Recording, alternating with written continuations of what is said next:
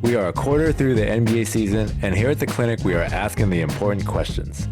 Based on what you've seen, which team needs to make a trade to be a contender, and who are they trading for? I keep going to the well on this one, but I think Dallas needs to make a deal. They're too Luka-centric. I believe he's on pace right now to break the all-time usage rate record, which is held by usage rate champion James Harden for 3 or 4 years in Houston. But we've seen this problem come up in the playoffs. We're seeing it this year. Without him being a shot creator, a shot maker, there's no one else on that team that can generate anything for themselves. Christian Wood's doing all right, but the fact that he's still coming off the bench tells you exactly how bad his defense is. So when I look around, they need a shot creator. They need a guy who can score 25 to 30 on his own. I think that player, although overpaid, is in Washington, and his name is Bradley Beal. He would fit there perfectly with that team. I don't know if Dallas has all of the pieces to get him, depending on what they want.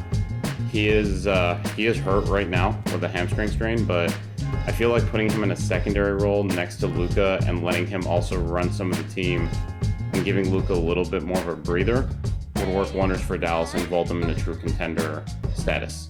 I'm going with the 76ers and the Jazz, gentlemen. And with the 76ers, the fans have been complaining that they don't have depth. And that could be argued that Doc Rivers doesn't know how to do his rotations, but Tobias Harris hasn't been utilized to his fullest. What if they made a trade with the assets that the Jazz have? You know that Danny Ainge wants to get rid of some of those contracts and basically get a losing record so they could get that number 1 pick. Trade Mike Conley, maybe even trade their MVP, Mark Cunanan, and there you go.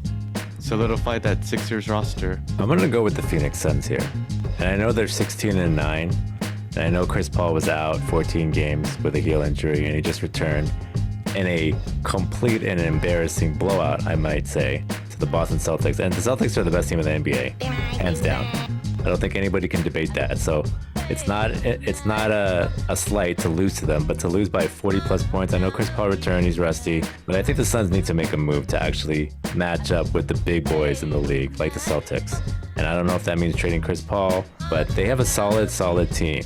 They're missing something to me, and I think the Suns need to make a move here. So I don't know who it is. I know that's kind of a cop-out, but they need to make a move.